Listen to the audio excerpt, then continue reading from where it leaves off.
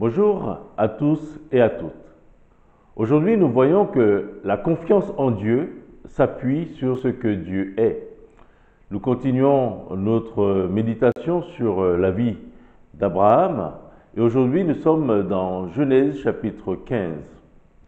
Dans les chapitres 12 et 14 de la Genèse, nous voyons que l'Éternel, le Dieu très haut, est un Dieu qui se révèle.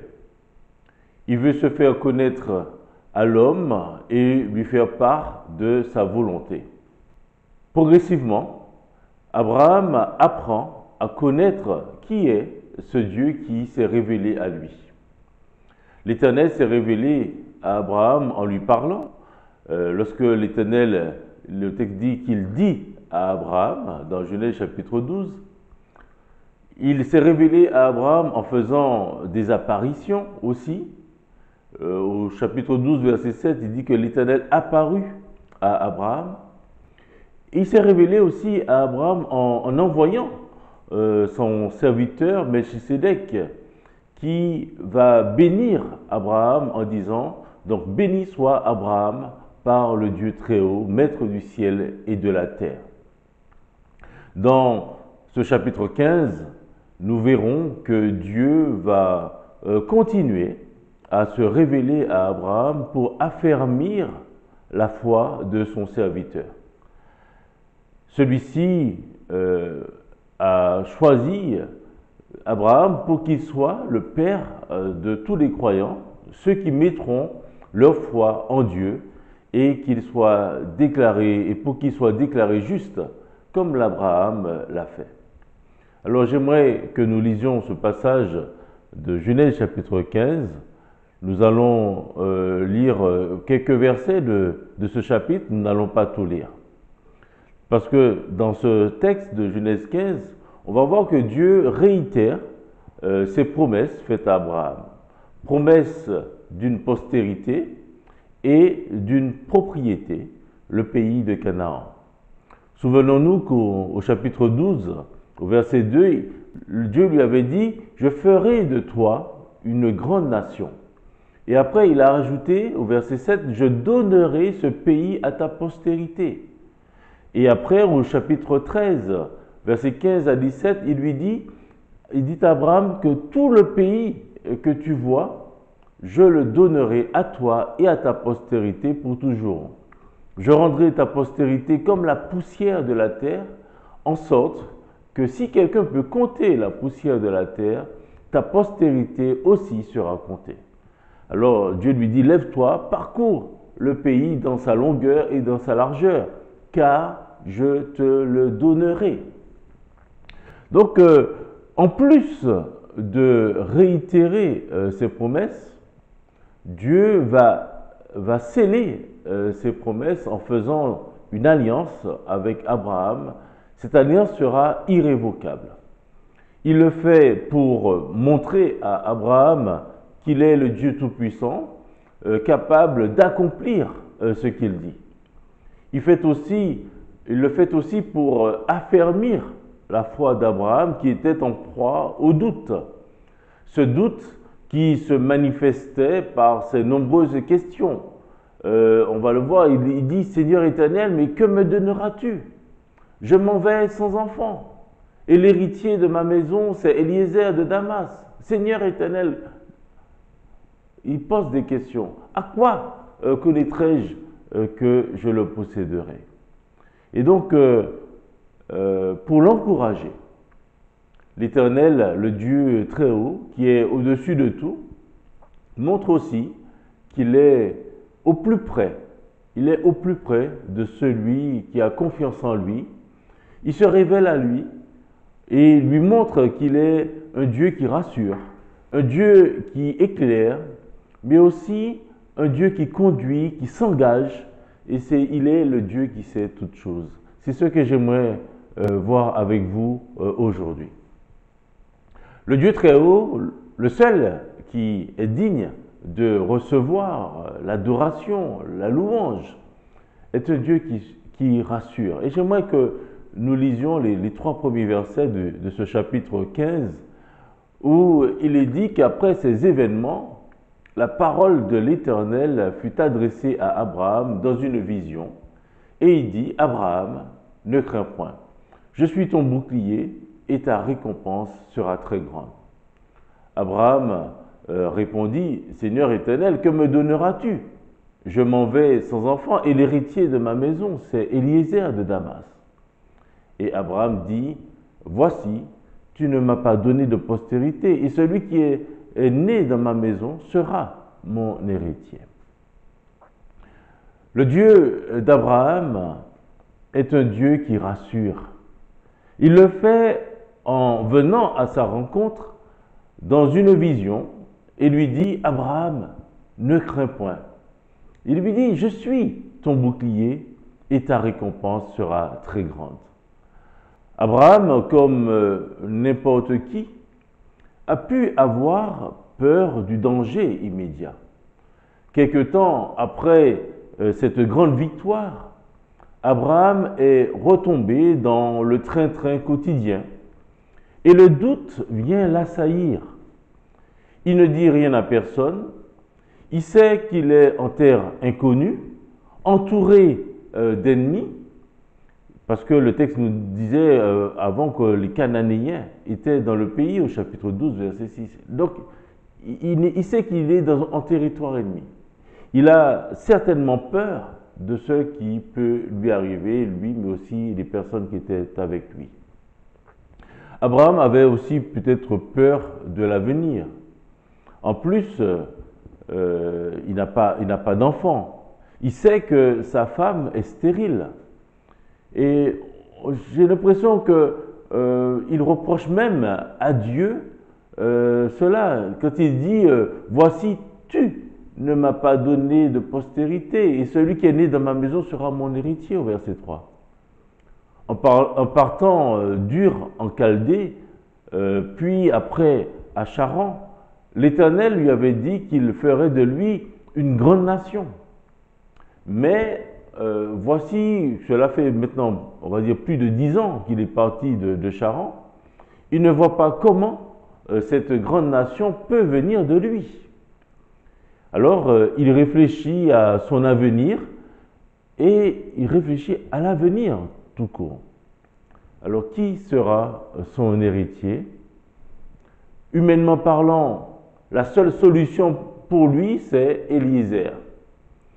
Donc, on a l'impression qu'il a déjà pris sa décision.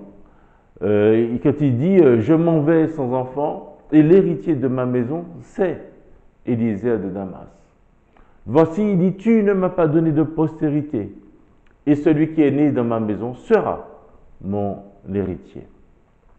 Dieu, chers amis, voit la peur et le doute qui assaillent Abraham. Et c'est pour cela qu'il vient le rassurer en lui disant, Abraham, ne crains point, je suis ton bouclier et ta récompense sera très grande. Le Seigneur, il appelle Abraham par son nom. Et c'est là qu'on voit que le Dieu très haut le connaît personnellement. Il sait que son cœur est troublé. Et c'est pour cela qu'il lui dit, ne crains point. Dieu sait aussi qu'il a peur. C'est pour cela qu'il lui dit, je suis ton bouclier. Ou, dans d'autres textes, où je suis ton protecteur. Il sait qu'il doute aussi pour son avenir. Et c'est pour cela qu'il lui dit, ta récompense sera très grande. Le Seigneur Jésus a lui aussi cherché à rassurer ses disciples alors que ceux-ci étaient en proie au doute. Il leur dit que votre cœur ne se trouble point. Croyez en Dieu et croyez en moi. Parce que le Seigneur leur avait annoncé des mauvaises nouvelles. Mais il a dit que leur cœur ne se trouble pas. Dieu est un Dieu qui rassure. Il aime rassurer ses enfants. Il est un Dieu aussi qui éclaire. Il apporte l'éclaircissement pour que nous puissions voir mieux les choses. Dans les versets 4 à 6, toujours de ce texte de Genèse chapitre 15, nous lisons « Alors la parole de l'Éternel lui fut adressée ainsi, ce n'est pas lui qui sera ton héritier, mais c'est celui qui sortira de tes entrailles, qui sera ton héritier. Et après l'avoir conduit dehors, il dit, regarde vers le ciel et compte les étoiles si tu peux les compter. Il lui dit, telle sera ta postérité. Abraham eut confiance en l'Éternel qui le lui imputa à justice. Ne pouvant pas avoir d'enfant, Abraham se disait qu'Éliézer, l'un de ses fidèles serviteurs, serait son héritier. Mais Dieu va lui apporter une précision importante. Ce que propose Abraham, ce n'est pas ce que Dieu a prévu.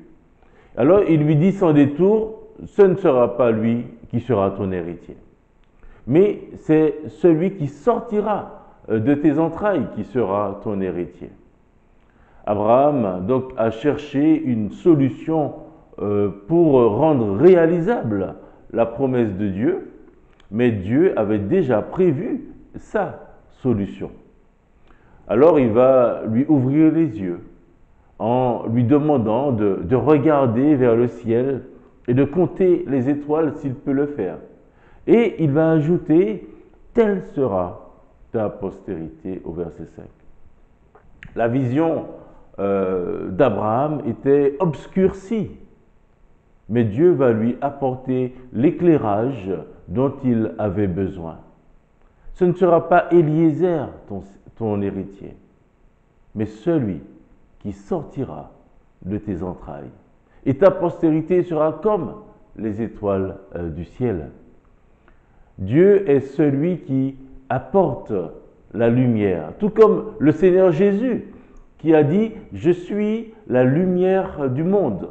Celui qui me suit ne marchera pas dans les ténèbres, mais il aura la lumière de la vie. » Et ça, nous le lisons dans l'Évangile de Jean, chapitre 8, verset 12. Le Seigneur Jésus est celui qui peut apporter la lumière pour nous sortir des ténèbres. Mais aussi, nous devons continuellement chercher sa lumière pour être guidés dans les décisions que nous devons prendre, car lui-même a déjà, lui aussi, la solution.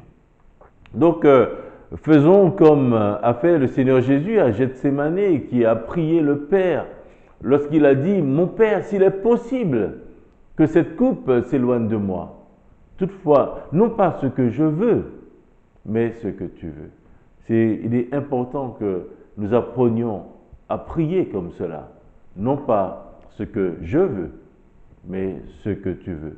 Après, il a ajouté « Mon Père, s'il n'est pas possible que cette coupe s'éloigne sans que je la boive, alors que ta volonté soit faite. » Et ça, nous le lisons dans Matthieu chapitre 26, verset 39 et verset 42.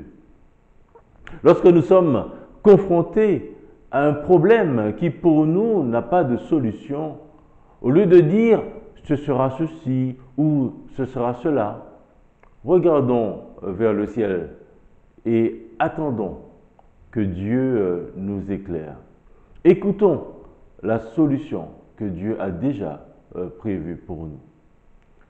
Dieu est un Dieu qui éclaire, mais aussi il est un Dieu qui conduit. Et c'est ce que j'aimerais souligner dans le verset 7 de ce chapitre 15. L'Éternel lui dit encore « Je suis l'Éternel qui t'ai fait sortir d'Ur en Chaldée pour te donner en possession ce pays. » Après lui avoir donné un éclaircissement pour ce qui concerne sa postérité, le Seigneur lui parle maintenant du pays qu'il lui a promis. Il avait demandé à Abraham de quitter son pays pour aller dans le pays qu'il lui montrerait, et ça au chapitre 12.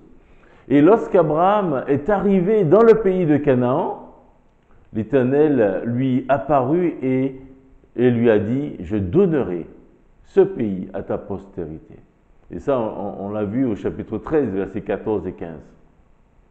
Alors, Dieu dit à Abraham, « Je suis l'Éternel qui t'ai fait sortir d'Ur en Chaldée pour te donner en possession ce pays. » Il lui rappelle que s'il est parti pour aller dans le pays de Canaan, Et que s'il est arrivé au pays de Canaan, selon Genèse chapitre 12, verset 5, c'est parce que l'Éternel était avec lui. C'est lui qui l'a conduit. C'est lui qui lui a permis d'arriver dans ce pays qu'il avait prévu de lui donner à lui et à sa descendance. L'Éternel est le Dieu qui conduit son enfant. Il est celui qui conduit son enfant qui décide de lui faire confiance. Et comme le psalmiste, nous pouvons dire, Éternel, fais-moi connaître tes voies.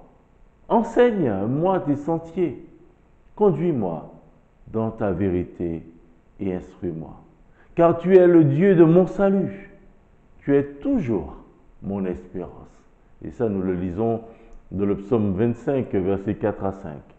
Le psalmiste continue quand il dit, quel est l'homme qui craint l'Éternel? Alors l'Éternel lui montre la voie qu'il doit choisir. Donc oui, nous avons un Dieu qui veut nous conduire, qui veut nous montrer la voie que nous devons choisir. Alors faisons-lui confiance. Il est aussi le Dieu qui s'engage. Et ça, on peut le voir dans les versets 8 à 12, dans les versets 17 à 21. Parce que là, on voit que Dieu, il dit à Abraham qu'il l'a fait sortir d'Ur en Chaldée pour lui donner ce pays de Canaan. Mais Abraham veut un signe, un élément tangible attestant qu'il possédera le pays.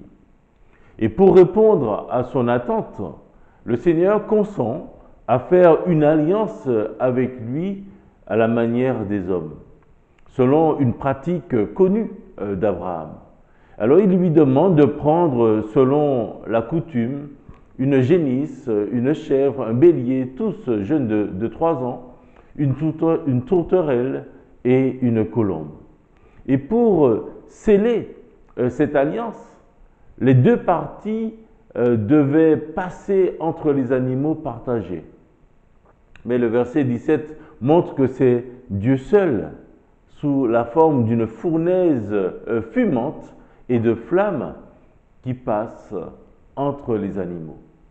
Et ceci atteste que cette alliance est une alliance unilatérale qui assure l'accomplissement de la promesse faite à Abraham, indépendamment de celui-ci, indépendamment d'Abraham. Donc Dieu s'engage à réaliser la promesse faite à Abraham, car il est impossible que Dieu mente, selon Hébreux chapitre 6, verset 18. Le Seigneur qui est fidèle, il accomplira ses promesses. Et l'auteur de l'épître aux Hébreux nous encourage lorsqu'il nous dit « Retenons fermement la profession de notre espérance, car celui qui a fait la promesse est fidèle. » Et ça, nous le lisons dans Hébreux chapitre 10, verset 23. Dieu est un Dieu qui s'engage, mais il est aussi le Dieu qui sait toutes choses. Dans les versets 13 à 16, vous pouvez lire qu'il sait ce qui se passera dans la vie des descendants d'Abraham. Il sait par avance que les Israélites seront esclaves en Égypte, mais qu'il les délivrera de la servitude.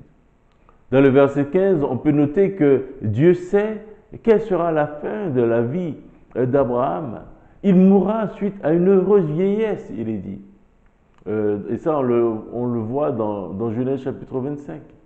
Au verset 16, on voit que Dieu sait quand la postérité d'Abraham prendra possession de la terre promise.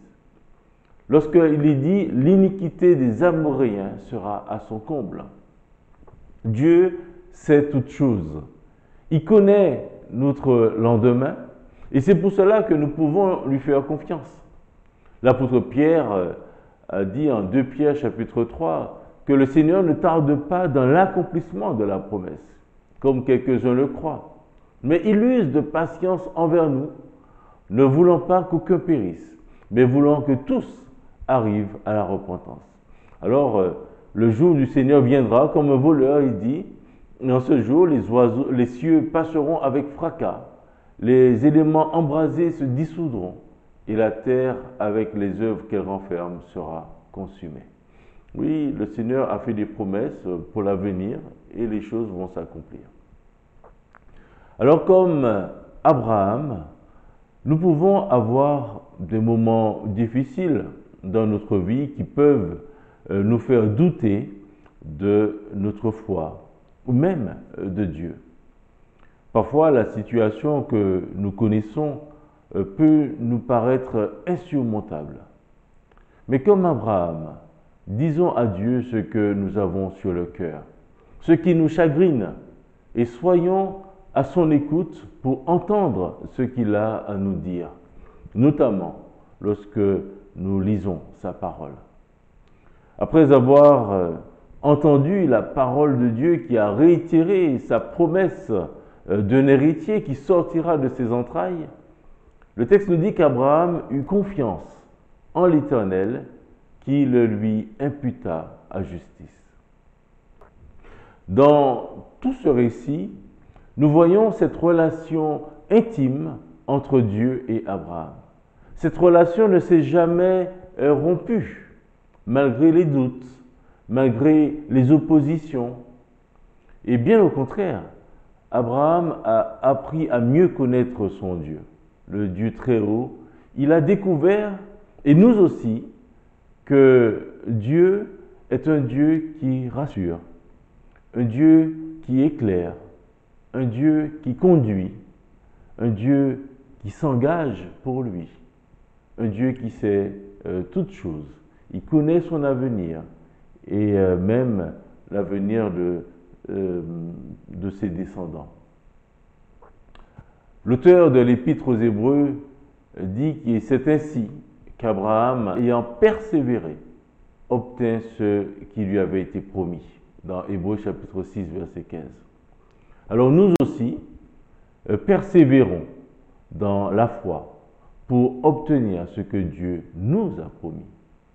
Alors, que le Seigneur vous bénisse et que nous puissions être attachés à notre Dieu qui se révèle à nous, et notamment lorsque nous lisons sa parole, mais il s'est révélé pleinement en la personne de Jésus-Christ.